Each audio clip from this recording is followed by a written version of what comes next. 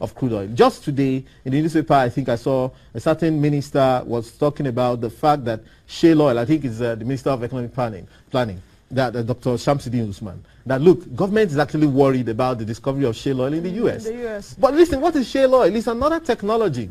And how many technology have we discovered? As much as we like to fight over who owns the crude, it's our resources, it's our oil, this and this and this and that. Everybody tends to believe in Nigeria today that all you have to do is have oil in your backyard. You know, those states where I'm from, I saw a news item the other time, you know, when the people in Ijaw area who on whose lands or whose territory the oil has been or is being drilled, saying that, look, the government should stop paying, the federal government should stop paying their money to the state. It should pay directly to them. So I'm like, everybody is thinking about oil. It's someone else's technology. The difference between where we are and where we want to get to is that technology. And however, the point is that we are not getting any kind of technology on our own that will make that difference. So therefore, when you look at it from a risk management perspective, when you look at it, let's not kid ourselves. From a real risk management perspective, you say, listen, what chances do we stand of making things better, of getting better at what we do, at turning our economy around? It looks really very slim because we are only dependent on one resource, which we are not in control of. And if our study of economics is anything to go by, there's what I always refer to called the random walk. The random walk, basically, the theory states that, you know, if you chart the price of any asset over a long period of time, what you're going to find is something like a random walk, up, down, up, down. Why? Because so many people are playing in that market. Especially like we're talking about the crude market now, crude oil market now. So many people are playing in that market that the price can go anywhere at any time. So you see that the price has gone up, it's going to come down at some point in time. When, we can't tell. But the point right now is that we should be more precise. We should be much more, we should be much more analytical in our approach. And if you look at our economy, we'll see that, hey, our funds have been going in some certain direction. In some certain direction. There are bubbles coming up. For example, let's look at the currency bubble we talked about in some of these other countries. You know, look at Nigeria. Okay, now look at the CBN is always in a dilemma. That's what they call the unholy trinity. Okay, so basically, CBN cannot, the central bank cannot control all the indices at the same time. What's the problem they have now? The problem they have now is, okay, people complain that interest rates is very high. Now, if you bring down interest rate, for example, drastically, let's say MPR is crashed to 5% because manufacturers want to borrow money at single digits, even though we know that the commercial banks will not drop their rates very quickly, and even if they did, they find one way or the other, which is another different topic altogether. Maybe we can talk about that, I don't know. You know, now, well, what happens is that the moment they do that, if interest rates actually crash, the foreign investors who are holding our bonds will divest and run.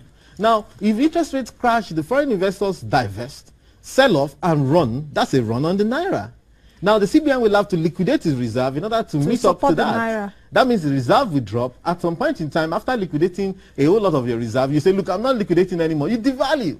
Now, when you devalue in an economy that is very much import dependent still, that means you have increased poverty on the streets. And of course, apart from that, the implication of dropping interest rates is that clearly, you know, you fuel inflation. So imagine a combination of fueling inflation and a weaker Naira in an import-dependent economy. That's pandemonium. That's why the CBN will not accede very quickly to those who say, drop the interest rate, drop the interest rate. However, maintaining it at the level it is, okay, it's also itself fueling a bubble, because some people will argue with you and say, hey, the Naira is overvalued. Now, what do we need to do? Now, okay, so if the Naira is overvalued at where it is, and we know that removing the shock absorbers means that it's going to spiral out of control, plus inflation, plus poverty, plus unemployment, okay, look at how it links up. Therefore, there's a need to sit down. Part of the approach that I will probably, I've not been able to tell you, one of the approaches, which is a unique approach. In the United Arab Emirates in Dubai, in 2006, 2007, I mean, it was the peak, property peak.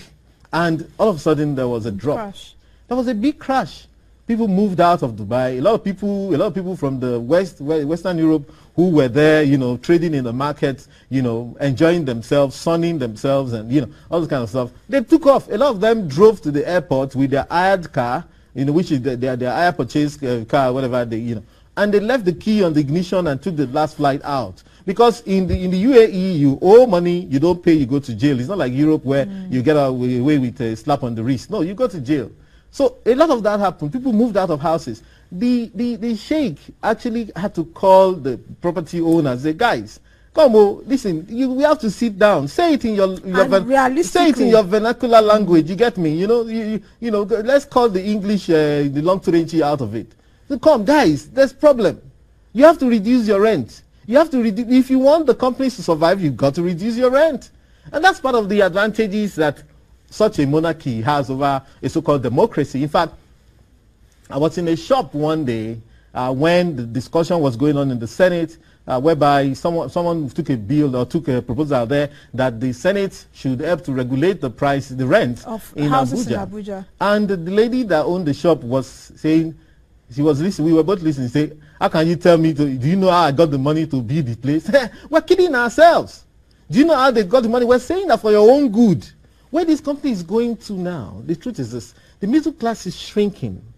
And it is natural. In the process of globalization, as I argued in my book, over the issue of careers or not, the way it works is that big companies will get bigger. In fact, if you think a big company in Nigeria, if by the time we remove all the shocks, even Dangote will be in jeopardy from products coming in from all over the place. If the government allowed, if we allowed free trade the way they want us to allow free trade, that means that the Dangote juice, the Danso juice, or what they call it, will not be able to cope with those coming from abroad. You have to block some things. We're saying that now you have to even block more things. We're saying that now we have to be wise with ourselves. Go around Abuja and see how many properties are vacant.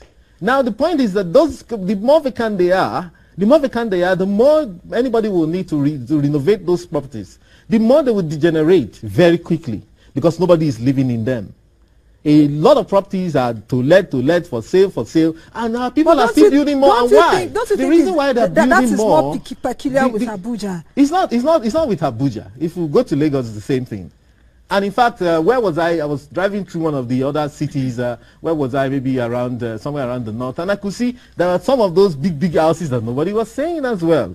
Now the point is that many times our people like to build this luxury that he has a swimming pool at the back, and listen, that's not what we need. We have advised before some of these savings and loans companies, some of those people who build these houses. Listen, why don't you focus on 1-bedroom, self-contained apartments, 2-bedroom, all those kind of stuff, max 3 bedrooms. But they don't want to hear because they say, oh, it costs them so much money. Why don't you just make a kill?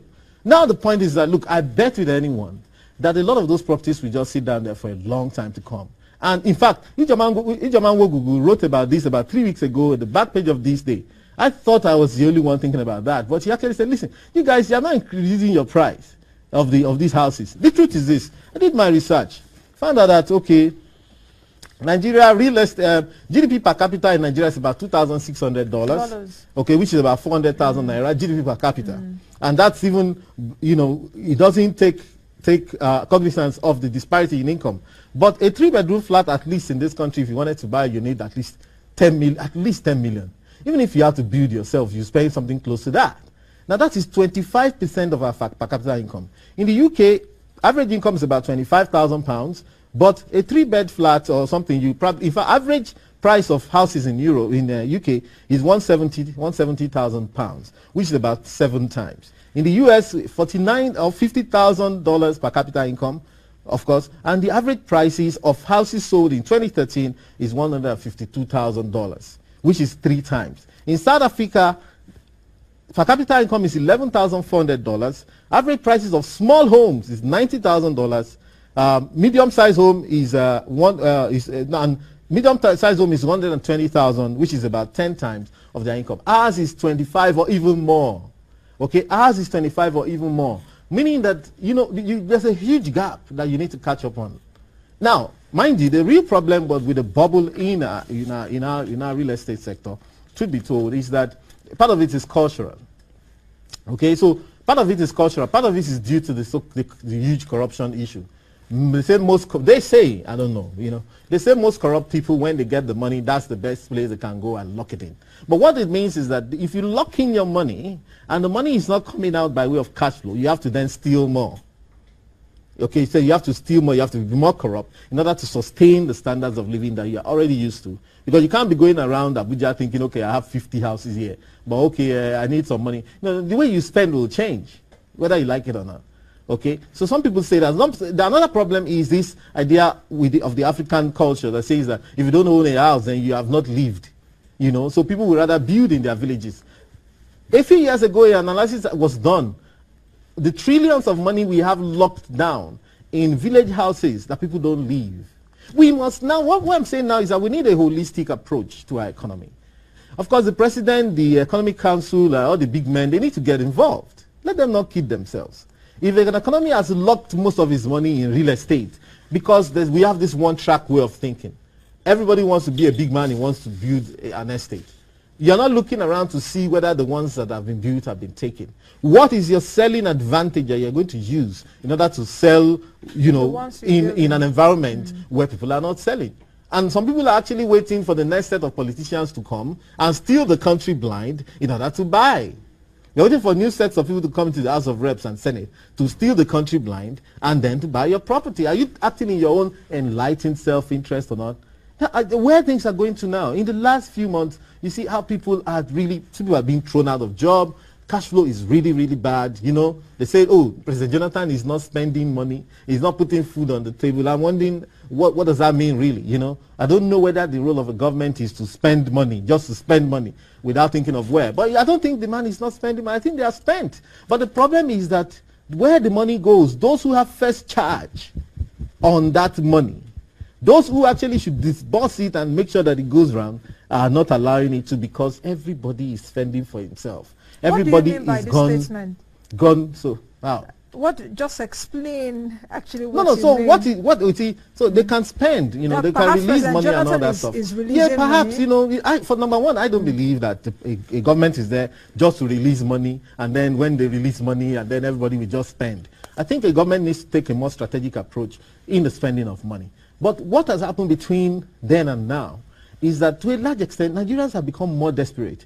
Those who are corrupt, because like I said to you before, a lot have tied their monies down on real estate, at least on real estate, or some people have gone into the bubble of maybe sending their children abroad in Ivy League schools, and they have to keep up with those spendings. Then they have to be more vicious in getting the money when it comes to them.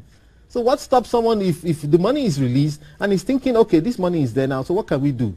What can we do to ensure this money doesn't go out? Who is interested in spreading the money?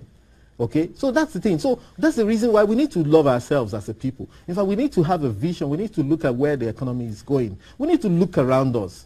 Do you think we can't shut ourselves in. Have been able to do that? Or, what I don't see is that, you know, that kind of ground level thinking from the economic managers. So what I don't see. What I see more often is a scenario where, you know, they've got quite comfortable. You know, I mean, they don't understand what you're talking about when you're complaining about these things and so on. And that's why I said that we also have a role to assist them. You know, your show, the things you talk about here, they should listen to some of them in order to remind themselves of where they're coming from. We are the ones that can tell where the economy is going to. See, how many sectors can you say is doing well in this country?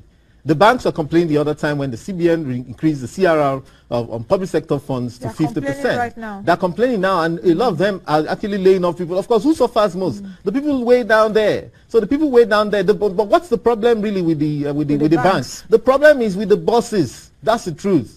Okay, so the bosses wants to, you know, he's a big man, he's a director, he's an MD, he wants like 5 or 6 SUVs, he wants a big house somewhere and all that. He's earning a whole lot of money. The point is that, that's what I'm saying. I said we will gravitate towards what banking is in other places. I met a guy that just came from Malaysia. I said, look, when I go to bank in Malaysia, I see only 3 people.